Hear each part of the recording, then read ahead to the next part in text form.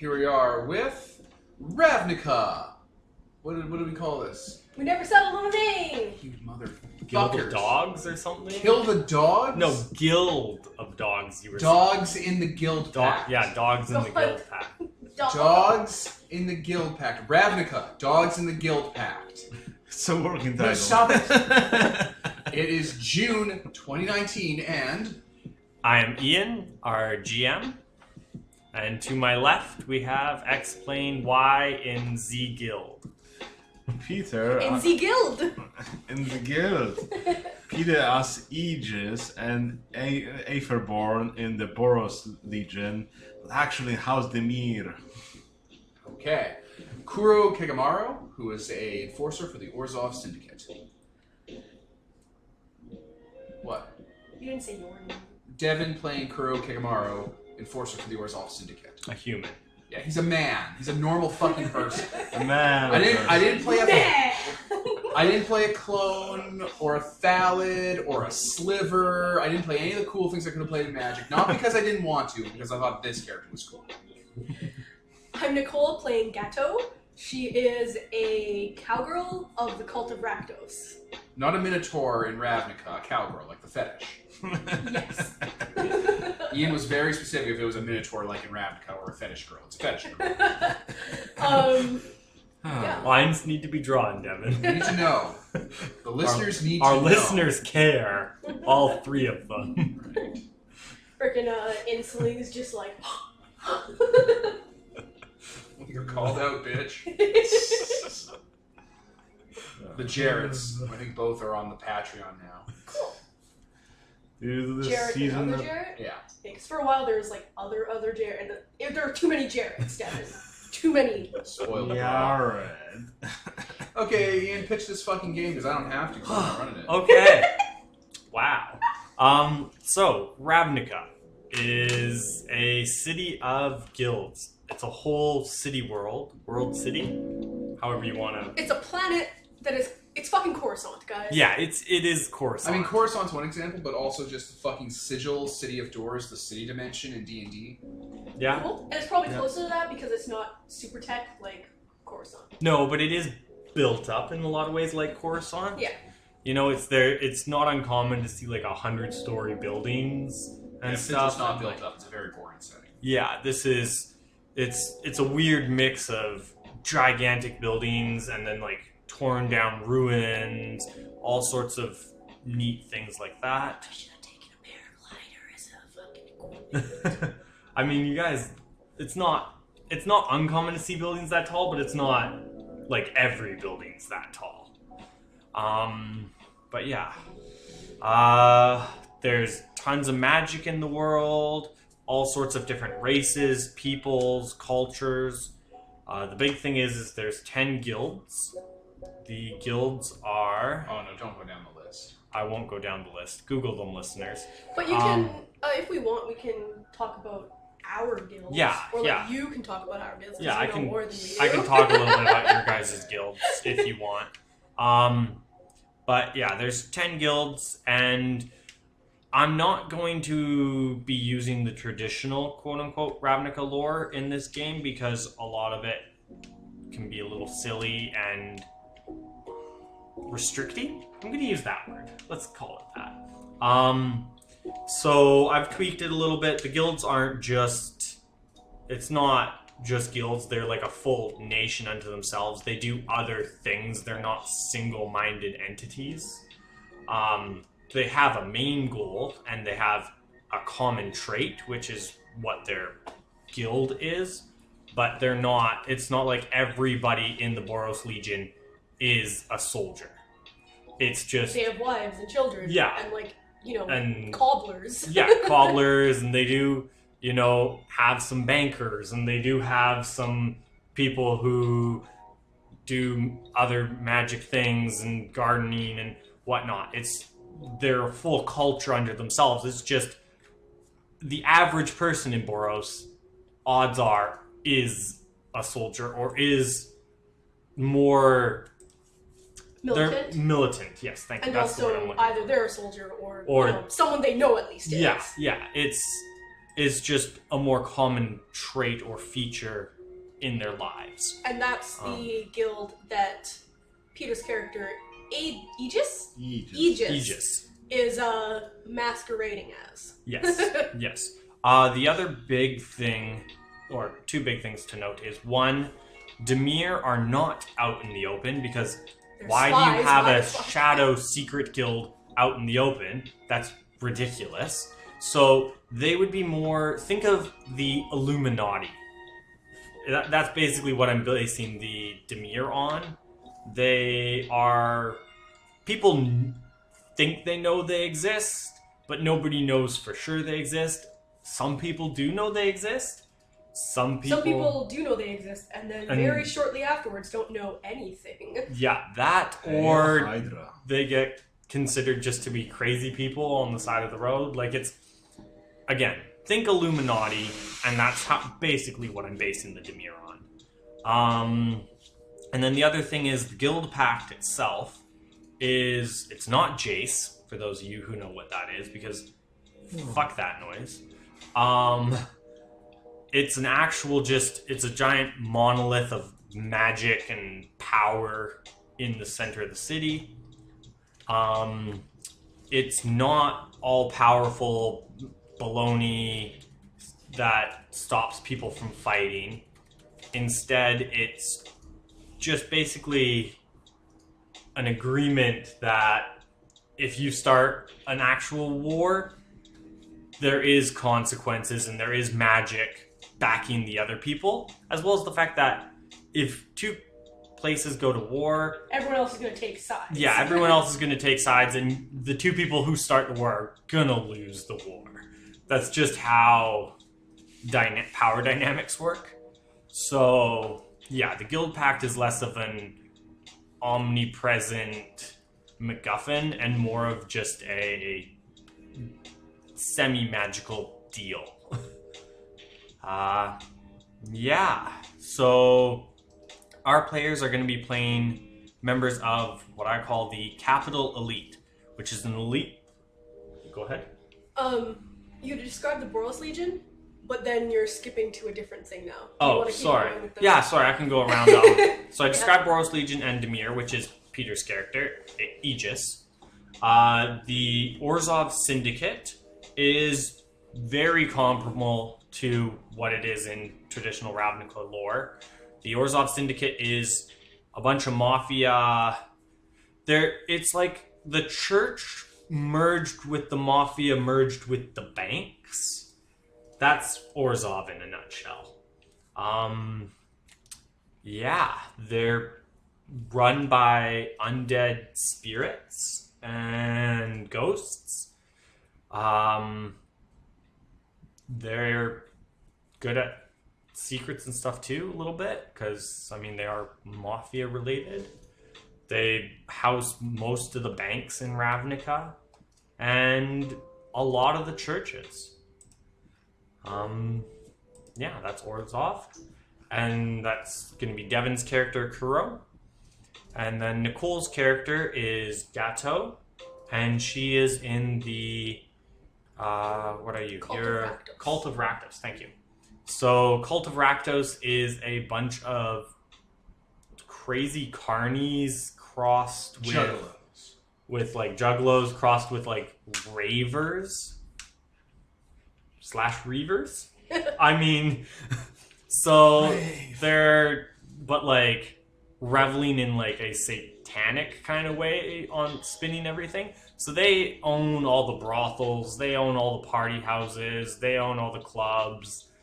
They're very much, we do whatever we want and we terrify the city.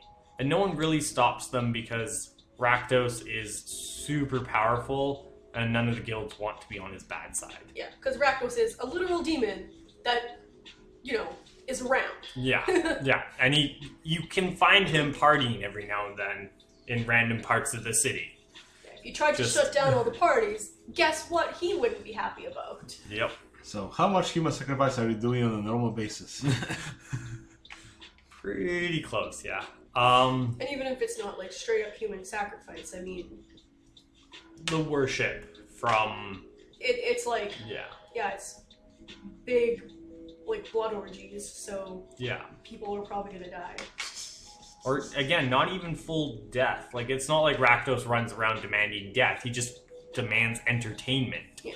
And whether that be, like... Because there are people in Rakdos who are, like, amazing artists or amazing, you know, dancers or comedians or whatever, magicians, and Rakdos, it's entertaining to him.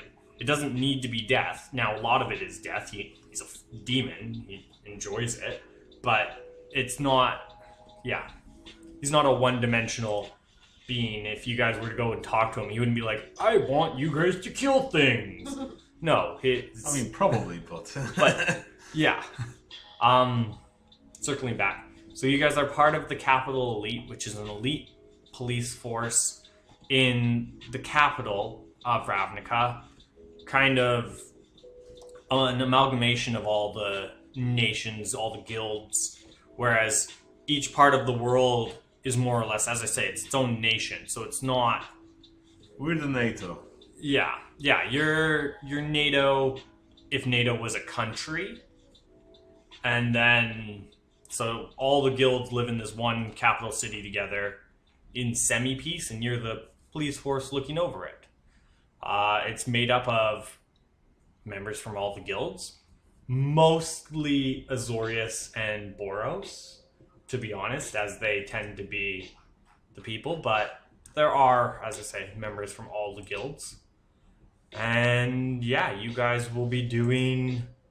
This game will be run more towards the Monster of the Week kind of TV slice of life episode style, but there will be some overarching story and there will be character development and growth. It's just we're going for more of a segmented, enjoyable, fun mini sessions. So we're also using, rather than the basic Ravnica / D&D We're Setting playing system. fucking D&D. we're Yeah. playing dice pools and more predicament-based generic roleplay system, dogs. Yeah. And I guess for those that haven't caught up, yes, Ravnica is a setting from Magic the Gathering that had a supplement for D&D to play and so on and so on. That's what we were basing it off of. Yeah. So we're using dogs as our rules system, which is an interesting dice, like almost poker betting system. And it lends itself a lot better to storytelling aspects than mechanical interactions. So our characters don't really have like, I have the power to fly, or I have, you know, a D10 fire, or I have blank, or I do this much damage to a person. No, it's more of a, your characters have narrative abilities, and then there's dice pools awarded to those narrative abilities. And you can use them however is justifiable. Yeah, so you can... Yeah. For example, I have one that's I'm intimately acquainted with how the body works. That could be doing doctor stuff, or it could be Torture. slicing someone's artery. Yeah. Like, Yeah, no, it can be applied to a lot of different things, and that's going to be kind of a judgment call from all of us as we role play through. Are we allowing, you know, this scenario to work out however we want it?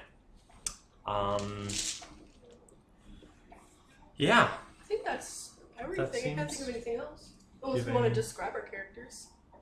Yeah, do you guys want to go describe your characters a little bit more in depth? Like, what do they look like? What are their opinions, beliefs, that kind of stuff? And then Don't ask me about that. Well, Yes, it's too early for that. fair enough.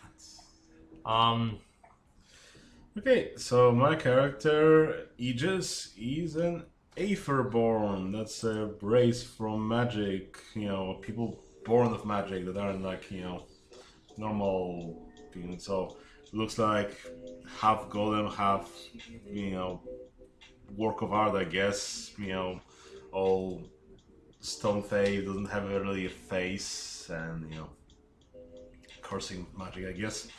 And he's a person from House Demir. They're the secret guild as we established. And yeah, I guess he's the assassin there. He's working to correct the course of history, I suppose. Be the person that calls the hits out. He's very focused on the actual magic from the system. Focused on the powers. He could have counter magic and fire magic and so on. He's also got some vampiric stuff. So yeah, I was like going off from the colors the house the mirror has and so on. So blue and red. Blue and black for Demir. Do we? Oh, okay, Yeah. black as well, but yeah, red also is from Boros Legion. Yeah. So yeah, he's been infiltrating the Boros Legion, planning to be a legionnaire / enforcer there, to be able to beat people up / do other nasty things and have some cover up. Yeah. So you would have been born into the Boros, I assume, because your family would be Demir in quotes, but they were. I'm an Aetherborn. I don't have a family. I guess that's created out of yeah. magic. You were just created more or less out of magic, and you joined the Boros, but secretly, you were. So hey, I have fire magic. You guys could use me. Yep. And yeah, his signature weapon is a chain whip. A giant metal thing that renders skin and what have you. And that's his shtick. Alright, so. Where was I? So, Kuro Kagamaru is me writing up Kiryu from Yakuza and not doing any sort of a good job hiding that. I've been playing a lot of Yakuza, so I built him as a character in Dogs for fun. He is a stern, young adult, early 20s for a person. He carries himself very rigidly. He has a lot of what's the word I'm looking for? Determination? Determination, or what was it? Not commitment, the other word. Drive? Not drive, it starts with a C. It's like, whatever. Yeah, drive. Conviction. He carries himself with a lot of conviction.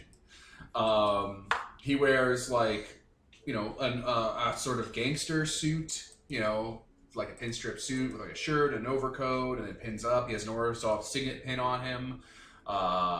He has a massive back tattoo of an Oni, which is the big furry monster from the Unhinged set or whatever, but he has like the left half. And he also has a brother who's like not his real brother. He's a sworn brother, Yakura, who's just another dude. And he has the other half of the tattoo, and they're bros. They have a strong bond. Anyway, he's highly ethical, highly, philosophical, and like cares about stuff. And I just ripped off that character. If you think of Kazuma Kiryu from Yakuza, that's who this is. This is what's happening. So what's your tattoo of? Is The that big furry monster from Magic the Gathering. yeah? I'm not that's gonna, a reference. Yeah, I said what it was. I already said what it was. I said that I have the left side, the other guy's the right side. Yeah. I went over it already. Okay. I did. Yeah, there's not a lot to unpack there, actually. He works for the Orzhov. He's a straight shooting dude. Hmm.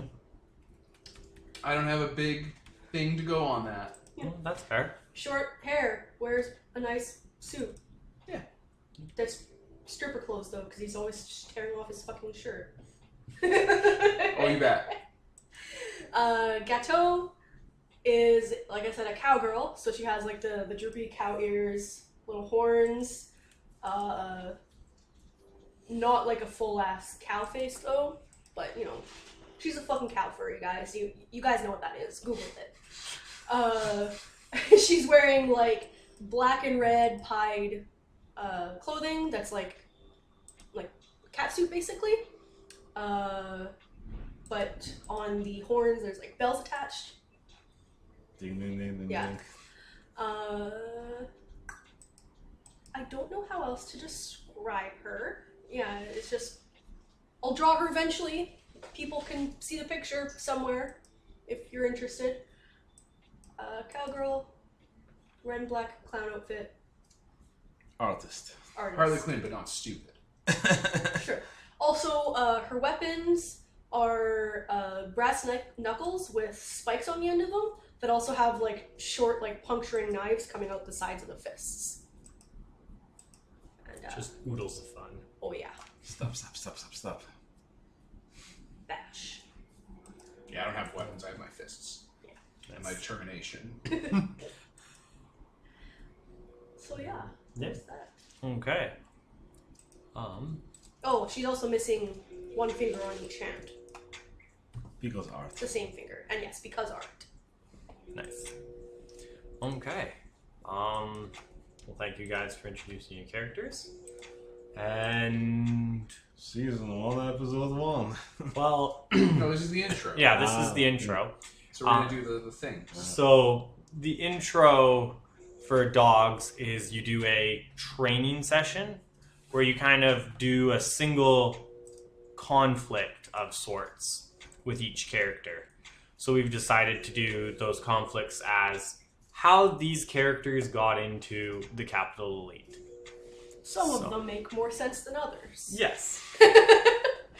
Boros Legion in the Capital Elite? Yeah, that makes sense. Even the Orzhov? Yeah, that makes... Cult of Rakdos? Oh boy. Yeah, there's very few Cult of Rakdos in the Right? Capital Elite. Everyone has to represent, otherwise.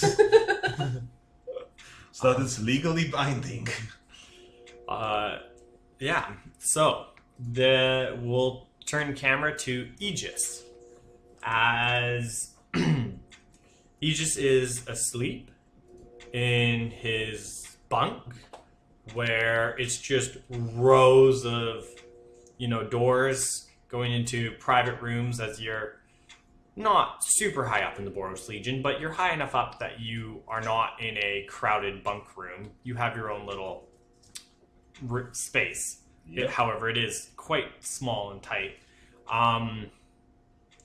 As you're asleep, a dark purple butterfly lands on you. And in your dream, you see flashing colors and lights. And all of a sudden, you see a image of the Capital Elite, the symbol, the logo for the, almost like the badge. And then it kind of shifts, and you see the image of a swordsman who I didn't do a lot on his backstory. No, I was just looking because I thought this was his name, and it's like 5 letters long, five words long, but no. You This see, isn't exalted. you see the image of a swordsman in the Boros Legion who or you don't know him personally, but you've seen him in passing.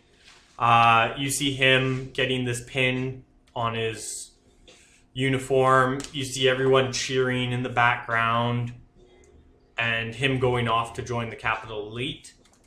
And then you see an image of you, and you see an image of the pin going on to you.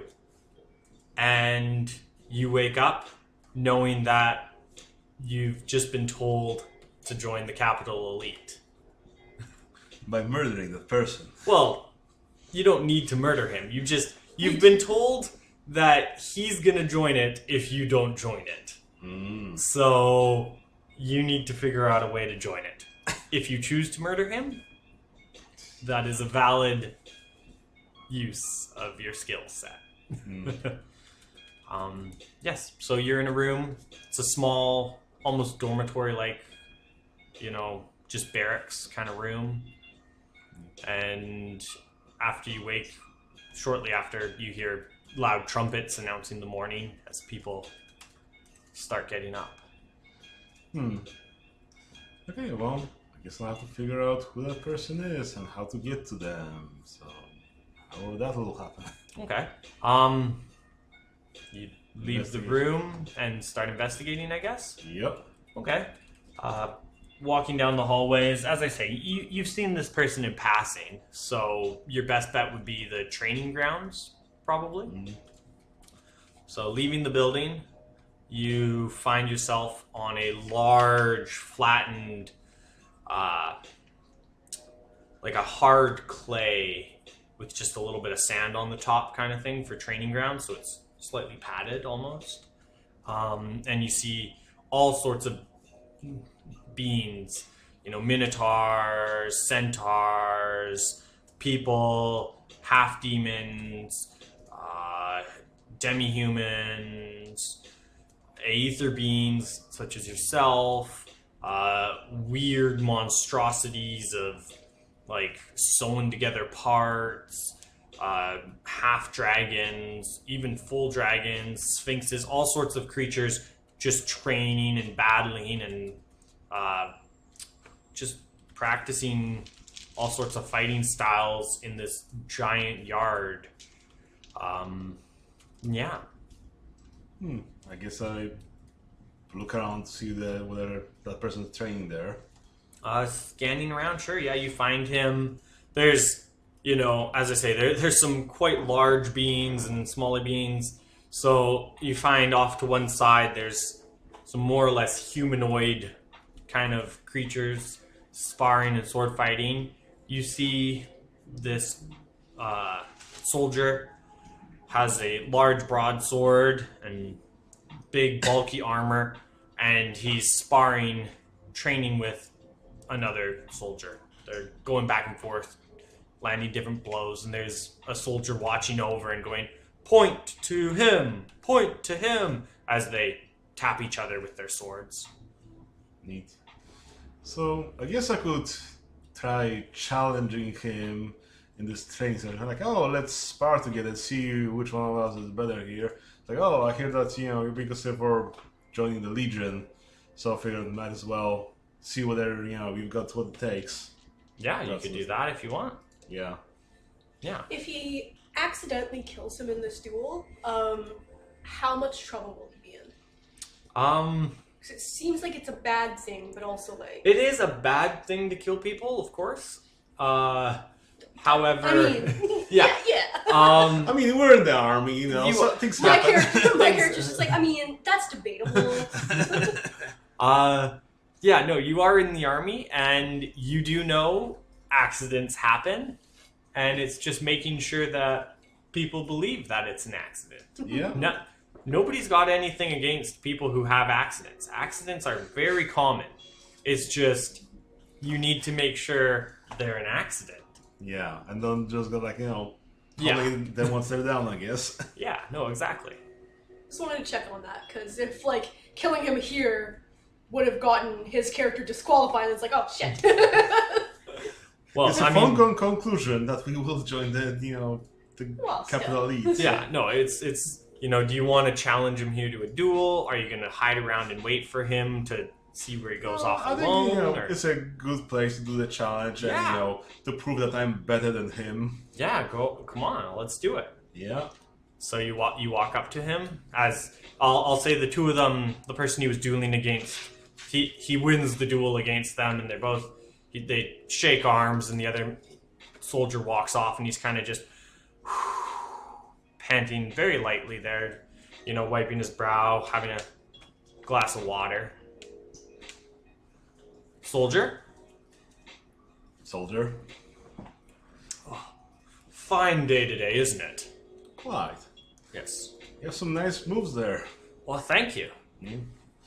So I heard you're considered for promotion around here. Yes, I'm up for joining the Capital Elite. Very nice position indeed. Oh god, you have to meet this guy. He sounds like such a snob. Well, these guys have grown up in barracks and small rooms, so you get a full room if you join higher up ranks. I actually forgot you were Demir and not Boros. I'm like, why do you have to get a dream to kill? Oh, right. You're a monster. Yes. Right. I totally forgot. Perfect. I started blended in. Nobody suspects. Even out of character, it's working. Okay. Well, you got some moves, but I think I can do better than you. You want to challenge me for my position as he draws his sword up and kind of stretches a little bit? Heck yeah. I take my whip and crank it. You see a few of the people who were sword fighting or, just practice sparring nearby. They stop. A few of them, turn, and their partners don't turn in time. A few of them get smacked and go, ow, watch it. Psst, look. as a little bit of a crowd starts to gather around you guys. Okay, well, then let us spar for the honor and the glory of Boros. Sure. Okay, so this sounds like it is going to be a conflict. So in dogs, listeners, there is different types of conflicts. You have conflicts that are physical and non-violent, conflicts that are non-physical, non-violent, conflicts that are physical and violent, and conflicts that are violent from a distance. Lastly, conflicts that are violent but entirely based on no physical components, which is psychic battles Yeah. or something like that. Yeah. yeah. So this is going to be a physical, non-violent fight because it's Until a you decide to sparring. make it violent. Yes, because it's a sparring match. So we're gonna roll body and spirit. So that'll be 5d6 for him. There we go. And And I guess we start 2, 2, 4, 2. adding our 4, stuff. 2. right? Yep, any of your talents or what have you that you want Yeah. to add in. So then he's gonna add in the trait years of hard training. Makes sense. Okay. I'll add my Legion training Okay. and being undercover in the Boros Legion. Does that work or it's a relationship?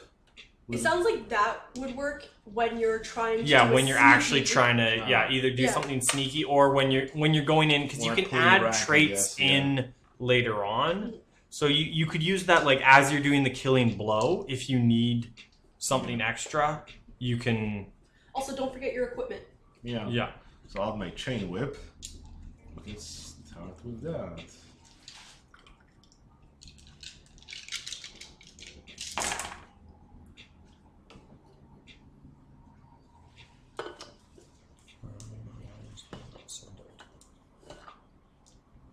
What are you looking for?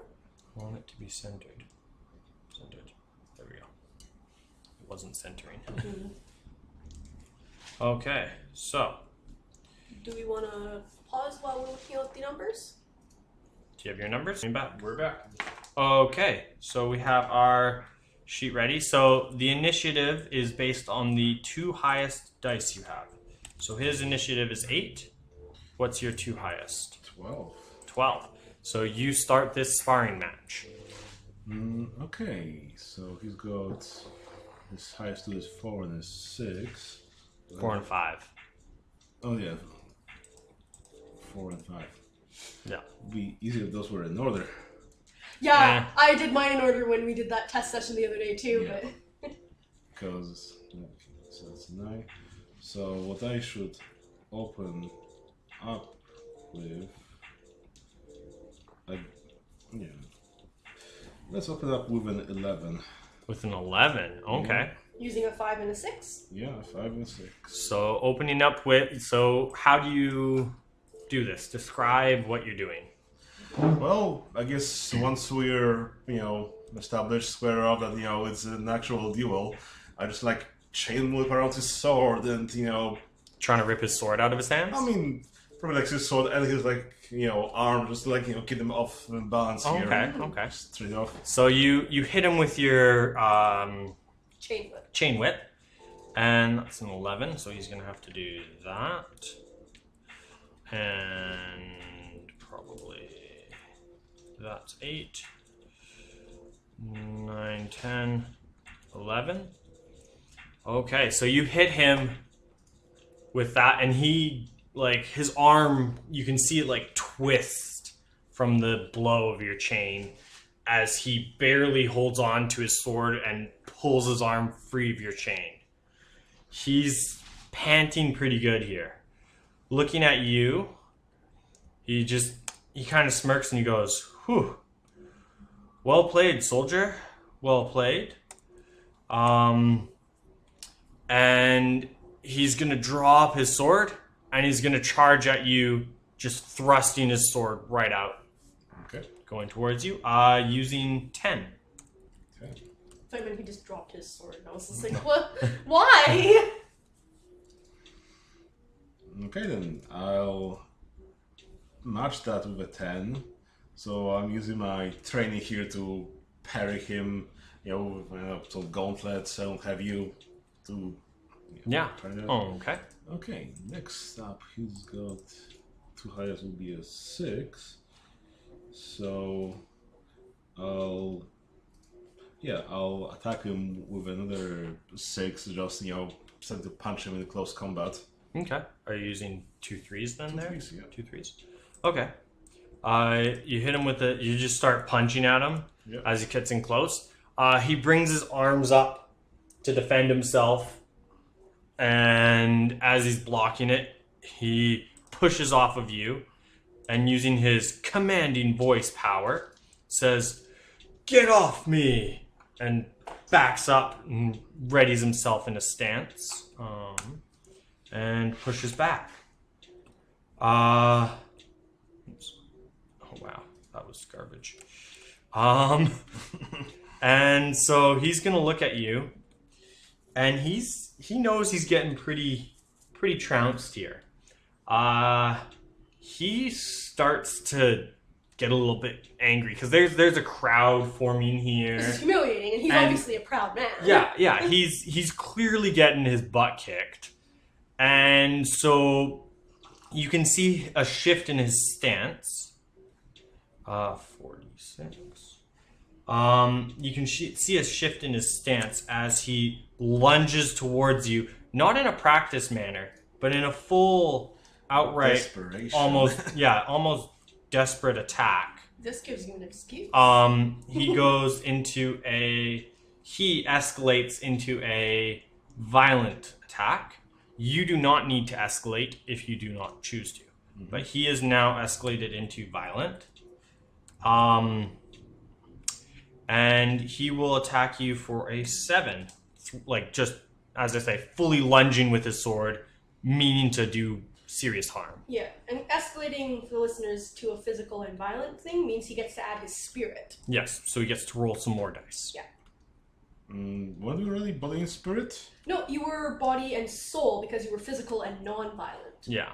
I think we said body and spirit. I think Ian might have said I might have mixed up, but yeah, they're like the exact same words. So fine, You don't need to choose to escalate. If you choose to escalate, the damage you take is escalated. If you don't escalate, the damage you take is not escalated. If that makes sense. assuming you take damage. Yeah. So, I mean, might as well escalate. Seeing like, seeing that he's like, starting to lose his cool. Yeah. I like, start to flare up with some fire and start actually adding my magic to it. Well, this is getting serious, finally. I think now would also be an appropriate time to add in the fact that you're actually Demir. Yeah. Because this is actually what you really wanted all along, was for it to be violent, right? Yeah. So yeah, you're go ahead. pretending that you're like being in self-defense, but really. So I'll add my membership of House Demir. Yeah, go for it. Should I add that I'm an assassin and I'm sneaky or not? This isn't a very sneaky maneuver, so... Fair enough. So I'll add my fire magic and my House Demir and my spirit. Yep. Oh, okay. Here we go. It's starting to get interesting. Let me add those numbers. We'll pause for a sec. Yeah, sure. Let me pull that up. Am I? Okay, so he went at me with a 7, so I'm going to match it with my 7 on one die. Yeah. So just, effortlessly start to, parry deflect it him. like nothing as he's going fully crazed and desperately trying to swing at you. People in the crowd are starting to gasp a little bit. Also, the fact that you only use one die means you get to keep it and not remove it from your pool. Yes. Exactly, so I'm keeping that, and see, he's got not that much left, so I'm just going to, humiliate him, like, that's not, how legionnaires fight, and I, take out my fireball and just scorch his face with it with an 11. Nice. Okay. He's gonna use everything he has, and that's gonna do nothing. Because he still can't make it up. And so yeah, I'm just gonna say you just grab him by the head as he's like desperately flailing, and I'm not gonna say it's a flashy fireball because you're sneaky, but a small bout of fire in your hand, and you just throw him to the ground, burning his, like, just melting him. And he gets just tossed to the ground, crumpling in a heap, as everyone looks and goes, wow, he was attacking him, no, unfair fight, he went crazy there. What kind of Boros soldier would do that? And people are coming up and patting you on the back and being like, are you okay? Oh, I'm fine. Disrespectful. Disgraceful. Yeah. Well, hopefully that's his last disgrace. That kick some dirt on him. Yeah. Oh, ridiculous. A few people just drag him off. Well done, soldier. Well done. Well fought. You see a few of the higher up soldiers just clapping lightly. Yeah, I bow towards them and Okay. Yeah. So you have successfully won your spot into the capital elite. Perfect. So we'll pan to... Who wants to go next? Okay. Oh, shit. We'll pan to Where'd that Kuro. Could you get it? I don't know where it went. No. How did I even was it? And we will delete this character from the character sheet. Delete him from life. Oh, it's in the middle of those, I mean, he could have survived. He might come later with a vengeance. Then again, we don't even have his name, so doesn't matter. And we'll swing to Kuro and Yakora? Yukora. Yakora. Kuro's brother, Yukora. My sworn brother. Sworn. We're not related. Sworn. Okay. So yeah, I think our whole framing device is he isn't happy that I'm going to join the elite because he thinks it'll disrupt my career in the Orzhov Syndicate. Moving, yeah, your ability I will be able to to move up with him, and he doesn't want that because we're stronger together. Yeah. I'm like, no. Maybe we're at a bar or something. Yeah, okay, so you Let's say guys... a bar, and there's debris outside. Yeah. Stuff. Okay, you're at kind of a rundown, a bar in a seedier part of town. Bar. Like a karaoke bar in, we're gonna say in close to Gruel territory. So it's pretty beat up. Some of the streets are damaged, and there's people just rage singing karaoke and stuff. You and your brother sit at the bar at a table. You notice the servers, because it's, as I say, it's a little bit Gruel part of town. Gruel being one of the guilds, not... Yeah, Binary Legion. Yeah. Or listeners, I meant to say. Yeah. So you notice a lot of the servers give you guys a wide berth and are very respectful to you specifically as they go by, noticing the very flashy Orzhov pins. I just have a simple one. Or, well... It's understated. It's understated, but it's... I don't need to... But it's definitely there. Yeah. And they know what that means. So yeah, you guys are hanging out at the bar. Yeah, we just finished a set probably. We're thinking. Brother, if you join the Capital Elite, then we can't move up together, and you'll get left behind. Don't you want to be part of the higher-ups in the Syndicate? Don't you want to be running things? Every man has to find their own path, and advancing upward isn't always everything. One can find peace and serenity through other avenues. But if we work together, we are stronger. And our path is together, brother. Of course, That's why we swore to each other. we are brothers, but does the lumberyard need 2 woodcutters? If there is much wood. But who would handle the finances? Who would handle the protection? So that we are strong together, but we don't both need to be mighty oaks. One can be an oak and the other can be the avalanche.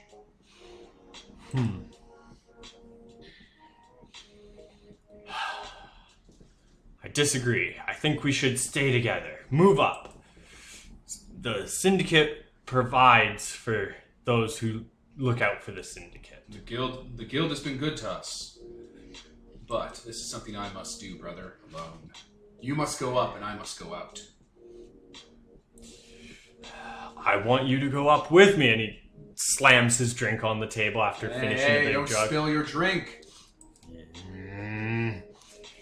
Brother, I will teach you to... you will join I'll the teach guild. you.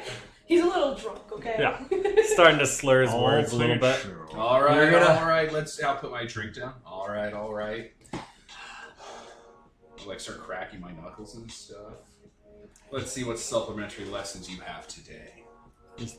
He gets up too and kind of wobbles a second and grabs, as one of the serving people walk by, he just grabs whatever drink was on their tray as they scurry away from him, and he slams that drink too and smashes it on the floor. Brother, if I win, you will stay with me, and we will move up together as we should. It's good for a man as young as you to have fantasies. Hold on to those dreams, even if you'll never reach them. Aren't you the same age? It doesn't matter, Nicole. No, I know, Don't like, tread on my that's- thunder. I'm not. That makes it better if you guys are the same age. I'm the big brother. I'm the swole brother. I'm not that swole. I just look, like a guy. The both of you He's absolutely cut, but he's not like a big, huge guy. The both of you walk out. No, we don't. It's starting right here, right now. Okay. You guys push aside a table. A few of the patrons of this bar start to stomp their feet and make some noise. One of the tracks gets switched, and this hardcore death metal screeching, very guttural music starts getting played on the karaoke. I had a track, and it kind of countermands that, if that's all right with No, you. no, go for it.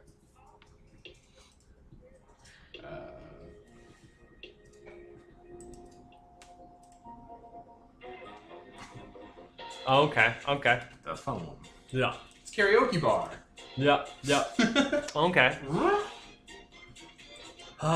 Yeah. And he just looks at you, and he's gonna take the first swing. Yeah, he can go for that. So we're gonna go physical and non-violent. We're gonna Yeah. start this because you guys are brothers. Well, it's not violent, because I think it's violent. He's taking a swing at me. No, it's physical and non-violent because you're not trying to kill each other. Violent is actively trying to kill each other. No, you're thinking of consequences. Yes, but that's... Consequences goes to trying to kill someone. Like lethal Mortal Kombat. Yes, and that's what I'm saying is it's a physical non-violent because you're not trying to kill each other, so the consequence, you're not let me pause. starting it. Alright, we're back. Okay, so he's rolled his dice. He's going to use his muscular and his intimidating traits. We've agreed that this is physical and violent for rolling, but it is non-deadly Yeah, for conflict. for conflict. Consequences. Or consequences, not conflict. Okay. But, because it's a little bit weird. And we're going to say he goes first in the initiative because he's drunk and he's just going to start this fight. Yeah, so he's going to raise me. So I'm going to raise you. He's going to come out swinging hard. He wants to show his brother that he's hitting hard, and he's going to go with a 13 there. And he's going to punch you just in the face. Just a full, haymaker style punch. Okay, yeah, I'll let him. I'll just I'll take it, get knocked back a bit. Get knocked back, it's fine. I'm going to call that with 6, 12, 13 on 3 dice, which gives me, I think, a consequence. Yep. Well, So 3 you take consequence dice. 3 consequence dice. Yeah. Alright, as I'm coming back, I'll grab the drink I put down earlier and flip it in my hand and come back and smash him in the face with it. Okay. Going for 8. For 8. Oh no, 9, sorry. 9. Yeah. Okay. Finish your drink! He's gonna take it to the face, kind of brush off some of the glass that's stuck in his face, You bet. and just be like, "That's a waste of alcohol, brother!" What are you gonna do about it? As he tackles you into the table There we go. for 11. My Christ. Alright, I'll activate my blood heat and go into my fighter stance. Go for it. And kick in strength of Yomi. So another 2d10 and a d6. So yeah, he just tackles you into the table you guys were sitting at a second ago. Patrons all around are starting to chant and stomp their feet and just really getting into it. The servers are not having this, but they're not going to stop it. Well, just start counting the damage and others of the bill. So he called my raise, right? No, that was him. Yeah, he called your raise earlier, but this is his new. You have to call this. Yeah, what's he throwing at me? 11. 11? God damn. Yeah, yeah. Someone's gonna get this thing broken. 8. So I'll call that with 3 dice. Another 6 consequences. Okay. Jesus H. Christ. And then I it's rolled shit just, on a bunch of d10. that's unfortunate. He rolled well. I'm not gonna lie.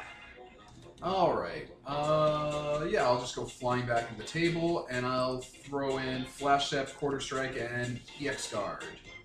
Okay. As you fully power up into this fight and get ready, realizing your brother is not He's gonna in a go. pissy mood. Yeah. He's not pulling his punches. Yeah. Whoop. There we go. Okay. I'm going to raise him 5. You're gonna raise him 5? Yeah. Okay.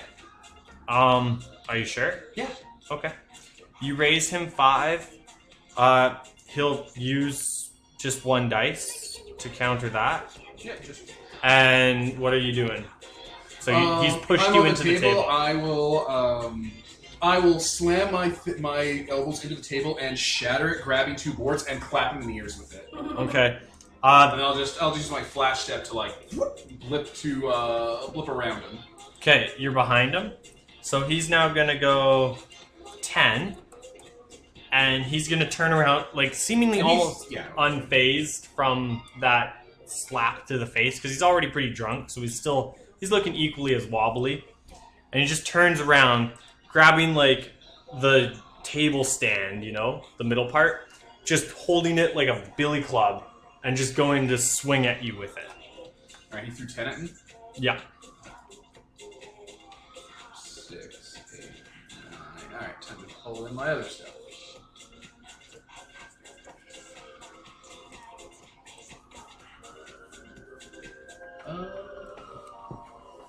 Alright. So as I'm going to reframe that a bit. So as I was getting up, I pulled off my suit, revealing my back tattoo. Because why wouldn't I? Yeah. I'm going to invoke the back. I'm going to pause because we got sirens. Okay, the sirens are gone. We can come back. Okay. Well, alright, cool. That didn't work. For some reason, the website that repeats YouTube videos, the only thing it's for, decided not to repeat the YouTube video. Fucking Christ. Okay, I will tap my back tattoo, showing off my physical prowess, and I will just turn and point at him and invoke my relationship with him to be like, oh, you've done fucked up now. What are you raising him? I will raise him 13, and I will grab the bar. I have an 8 and a 6. That's 14. 9, 10, 11, 12, 13. 9, 10, 11, 12, 13. That's it. It's 14. Okay. 2 even numbers can only make an even number. Oh, that's fair. Yeah. Sorry, and we didn't all go to schools that allowed us to buy houses at 20. I didn't buy houses. Anyway, I raise him 14. Nice. And I will put my hands under the bar and just lift it out from the floor, pick it up over my head, and slam it onto him. Okay. Brother, the lesson is over.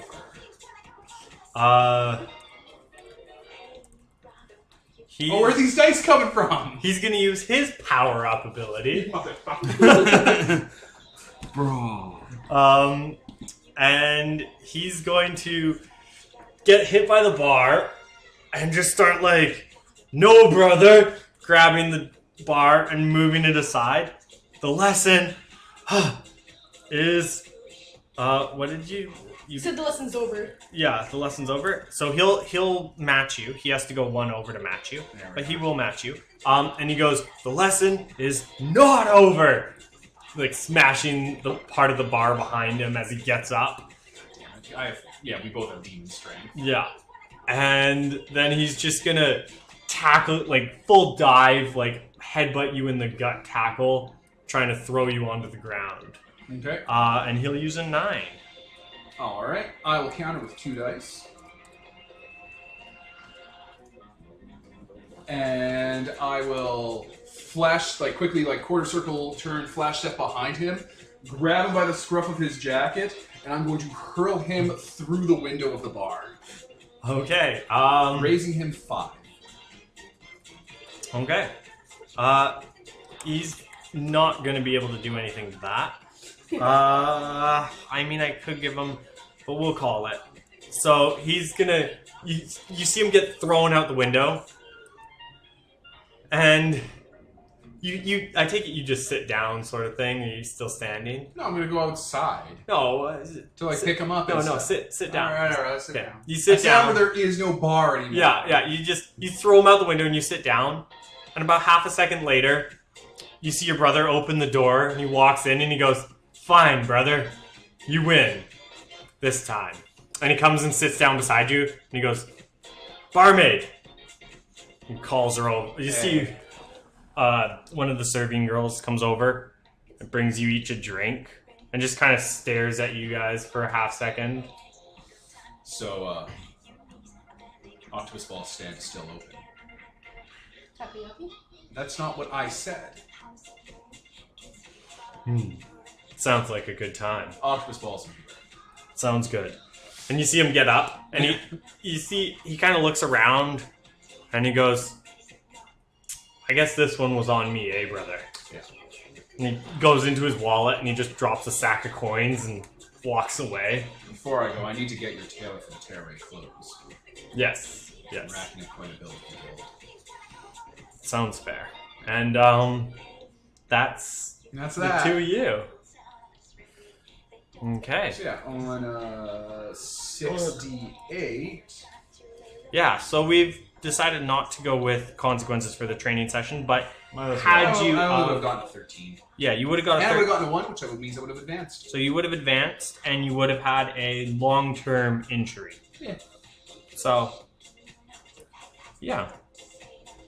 And then you would have had a chance at Just blown it away. injury as well. Because you would have... and if your 3 highest dice meet or exceed your On your consequence score, you Which recover... I'm almost certain I would have been able to match on 5d6. Yeah. I would have gotten right through it. Yeah, so you're good. Yeah. So, that's Kuro and how he joined the Capital Elite. Now we move to Gateau. Gateau. Oh my god. Yes. I just remembered the word cheesecake, and for shortcake is a term. That's great. It's a term. No one knows what the fuck you're talking about. You do. Short stack and cheesecake? That's not what I said, but whatever. I don't know what you're talking It's about. fine. No one knows what the fuck you're talking about.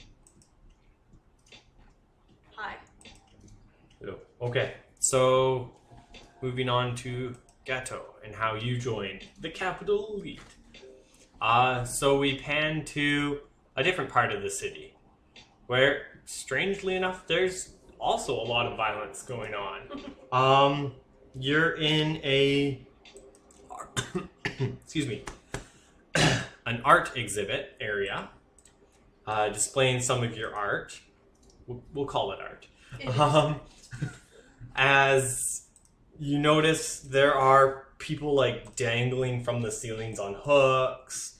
There's like paintings painted in blood, and then also general regular art as well. All sorts of people are wandering through this art exhibit as you're there. There's a few of your pieces on display. Is the person I'm looking for here? You... Oh, gentleman walks up to you, wearing Azorius? Yes, wearing Azorius clothes, and hands you a package. Take the package. And he just nods and kind of walks off.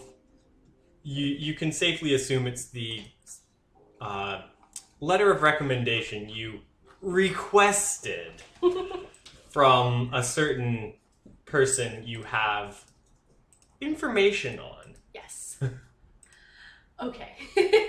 So now with that in hand, you can go to the Capital Elite headquarters and demand a job.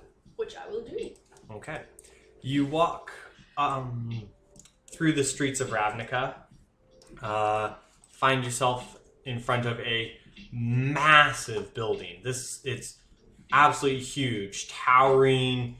Like, in parts, it's maybe only 10 stories, but in other parts, it's, 100 stories tall. And it's got to be 20 or 30 city blocks almost squared. Like, just massive building. And above it, in the dead center, is this orb of magic flowing and spiraling around. And that's the guild pack. And you see all the different symbols and runes and words flash across it as it just pulsates with magic, regulating the whole world's laws, basically.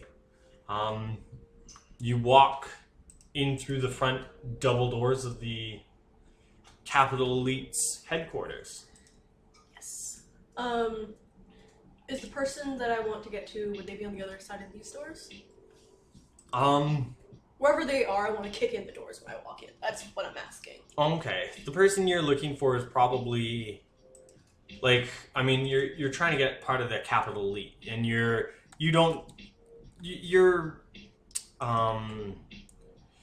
where are you? You're Rakdos? Yeah. So you probably don't know the structure of this place very well, so you probably kick in the doors and be like, who's in charge here?です。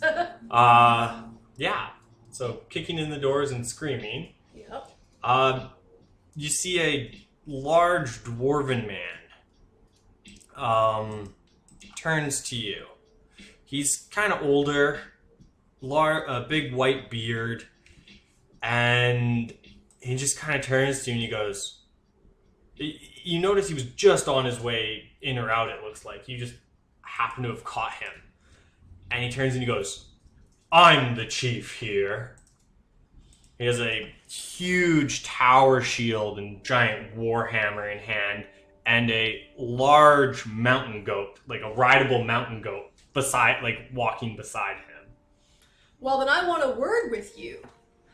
I think it's about time that the cult of Rakdos is represented in your so-called Capital Elite. And I happen to know a few senators who would agree. He just smirks and he takes the package from you. I specifically didn't open it because I don't know if the seal matters. But That's also, fair. it's Yeah. funny if it's like a Rosencrantz and Guildenstern thing. Holy shit. I don't know if I said that right. You did. Okay.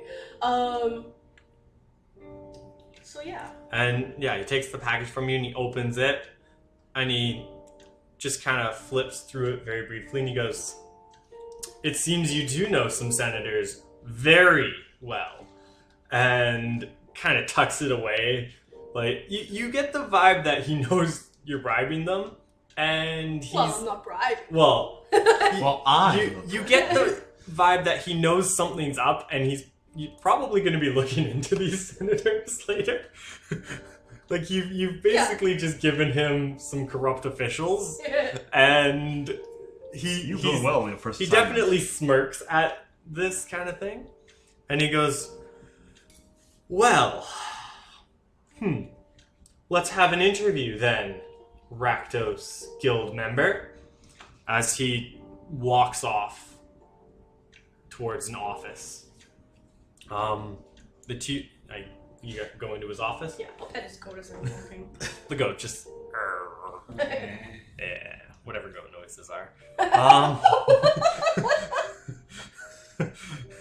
And yeah, you guys get into his office, and he turns and he sits down in a large stone chair that he easily can like push back and forth as if it's just a wooden chair, and sits down and he goes, "So, tell me, why do you think you'd be a good member to join the Capital Elite?" And he's going to start a non-physical, non-violent conflict with you. So, this will be the chief, and we'll pause to roll dice. Yeah, let me pause. We're back. Okay, so yeah, he sits down and he goes, "Well, tell me why you should join the Capital Elite." And he's going to start off with a 9. Okay. I'm going to Riker sit in another chair, which presumably is in the room. Yep. Okay. Riker seat. You're gonna Riker maneuver it. Yeah. Riker sit. Star Trek TNG, whenever Jonathan Frakes sits down on a chair, he performs the Riker maneuver, where he kind of just sort of mounts the entire chair. Backwards. Yeah. Okay. Clearly terrifying. I don't think you can afford to continue excluding us. And I happen to know that you want someone who will be able to strike fear so that it doesn't have to come down to violence, don't you? Okay. Are you countering Yeah. his 9? So I will counter with a 9 with my 6 and 5. Perfect. For the listeners, I, as well as my soul, my mind and soul, I included the fact that I have an Azorius Senate member in my pocket. Yep. I have a fearsome reputation throughout the capital, and that I'm a well-connected member of my cult. Yep. So I think you first need to match and then raise, right? Yep, and then now you raise. Yep. So you matched him by saying that he can't afford not to have you. Yeah. Did you just use a 6 and a 5 there? Yeah. You could have used a 4 and a 5 to match the 9. Oh. Because first you do Because match. yeah, you don't. No, I know. I was just doing my math wrong. I didn't want you to lose a Yeah, that's a good catch. extra high dice. Okay, there you go. I don't know what else to actually say. You can say that's your count. Like, and then you just kind of stare at him. Yeah. And then An yeah. intense stare. Yeah. Okay. Are Are you gonna hit him with a big one, or? Because he can only match to 7 without getting hit. So, because if you do at least 8, so 5 and 3 even, that's already brilliant with 3 of his dice. Yeah, I'll do that. So yeah, I will counter 5. with a 5 and a 3. Well, I'll raise with a 5 and a 3. Yeah. Intimidating posture and everything. Yeah. He kind of looks at you and smirks, and he goes, "You think you're the first Rakdos to join us? It's so cute how you all don't know anything. But interesting. I like your spunk there, kid." And he's going to... He'll take that hit. So for 8. So he'll do that. Takes a hit. And then he's going to look at you. And... I mean, I'm really tempted to just fucking escalate to violence right now. I mean, you Condescending almost piece of shit. got him. Because, like, No, I know I almost have him. It's just condescending piece of shit. He's going to use his good instincts. And he's going to use the fact that he is chief of the Capital Elite to roll some more dice. And... And then he's going to use a 6 and a 3, and that'll be 9. And he's going to say, "Well, Okay. I can see kind of what I've heard of your reputation a bit, but I don't know if violence or your version of violence, intimidation, is quite what we're all about here.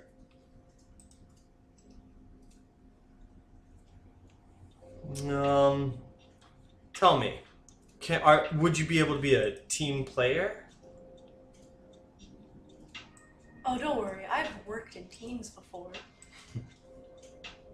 I'm gonna raise an eyebrow when I say that. Yeah, that's fair. It's straight up an innuendo. Okay.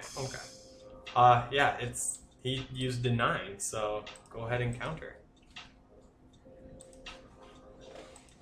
Stop moving!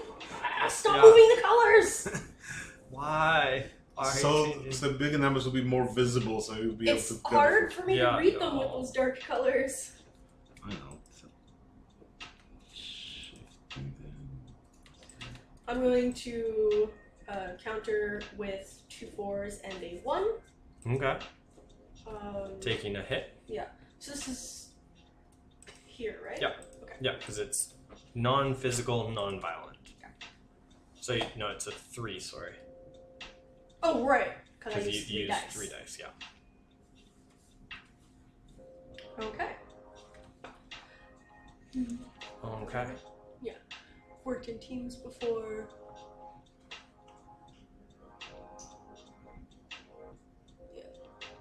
Yeah. Just like, don't worry, I've worked in teams before. And I've never had any complaints. Tell me, what is it that you want? And I'm going to add in the fact that I can get people to admit their deepest desires. Okay. The 1d8. 5, that's not bad. Nice. And then you're gonna raise them 12, I assume? Yeah. Okay. He's going to use his legendary mental control to block That's smart. Even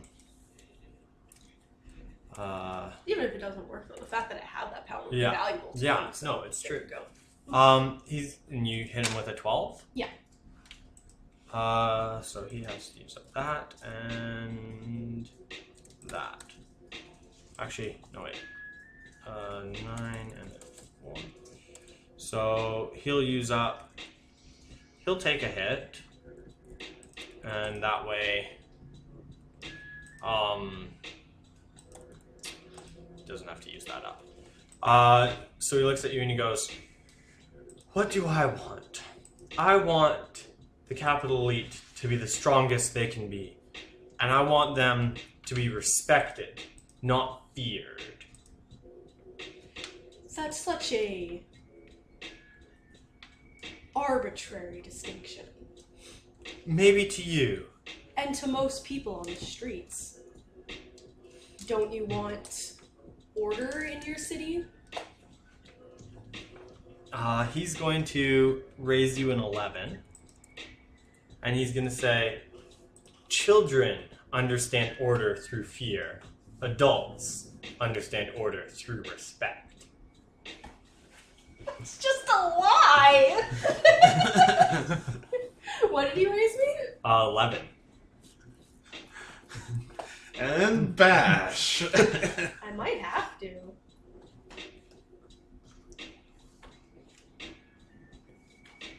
The world moves to your will? It's telekinesis. Oh. Yeah, no, I'm going to I mean, you can just... escalate. You don't have to necessarily win this. Oh, I want to win. Now it's personal. I'm going to say, oh, really?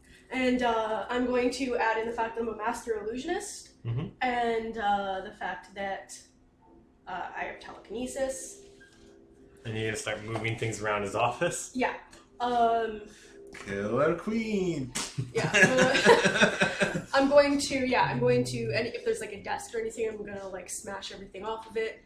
I'm going to manifest like scary shit, and I'm also going to attack.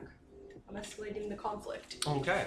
So You're going to add your body, so you'll roll body, and then those 3 other things, or 2 other things that you said. So it is body because you're going to physical, or sorry, are you going physical non-violent because you're not attacking him, you're just smashing things on his desk. Right? One moment, I'm just looking at the different stats here. Because we were at non-physical, non-violent. Yeah, it's just, do you want to be smashing things on his desk, or do you want to physically attack him? Are you going physical, non-violent, smashing things on his desk, or are you going physical, violent because you're hitting him? I'm going to go physical, but at a distance. Okay. Because I'm using telekinesis. So then you can roll your soul. Yeah. Okay. No, physical, Or spirit, but at a distance sorry. is mind and spirit. Yeah, so. spirit. But you've already rolled your mind, so you just roll spirit. Oh, right. Yep. That's fine. So... Violence at a distance is going to be spirit, plus your telekinesis power, plus your, what was the other one? Your illusionist power. So you're going to have a whack ton of d6s, it looks like. Here we go. He had an 11 on you. There you go. You'll match him.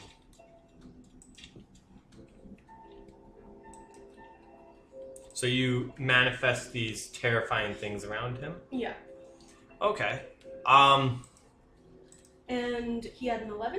Yeah.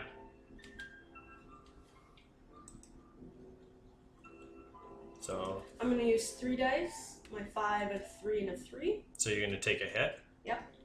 Okay. And this is D6s now? This will be a... I'm going to say it's a non-violent action because you're not physically... Or, no, you did say it was violence at a distance. So it's a D8. Yeah. Okay. So 3 D8s. For consequences? Yeah. Okay. So yeah, he's like, adults or don't get intimidated by fear or whatever. And I'm like, oh, really? And I will raise him a 12. Okay. Manifesting terrifying things all around his room, moving stuff. Wait, is he adding more dice in right now? Oh, he can if he wants to. If he escalates. Yeah, if he escalates with you. Okay. But he stands up and he's going to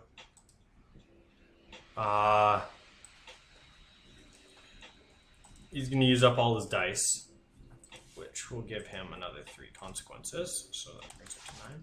And he's just going to stand up and be like, interesting. I do like your enthusiasm towards the job. Fine. I'll let you join. It would be good to have more spirited youngsters. And pulling a piece of paper out from his drawer, he'll scribble something down and he'll hand it to you. Is it like a script of employment, basically? Yeah, and he basically says, take this to the front desk and they'll get you all signed in. Okay. I will do so, but I'm also planning on killing this guy eventually because he's a dickbag. Whoa! I wouldn't go that far. Oh, he's a dickbag. He went there. Wow. Okay. Yeah. That's how Gateau joined the Capital Elite. Blackmail and intimidation. Yep. Okay. Roll your consequence that was dice. yeah. So there would have been consequences, which means you would have had at most a long-term consequence and an injury. So roll 3d4 and 3d8. And you could have possibly had a growth, but don't worry about it because we're not going to keep it. Let's see what I would have gotten. You would have definitely got a growth. And And then 3d8. You roll everything together, and then you take the 2 highest dice. So 16. So yeah, you would have had a long-term consequence, and you would have had an injury, which means you would have had to roll body, and if your 3 highest dice meet or exceed your consequence score, So rolling 3d6, or rolling how many your body is. I don't know what your body is, but 3d6. yeah, rolling 3d6, you would have had to roll all sixes to no, because 16, so you would have had to roll all 5, 5, 6. 5, 5, 6, yeah. Yeah. So you're fine though. Yeah, so that's how you guys joined the Capital Elite, and that's been our intro session. Yep. I hope listeners enjoyed it. It should get smoother as we run the system more and more. And yeah, I've been Ian, the GM. Devin. And Nicole. And this is sponsored by Nobody. Signing off.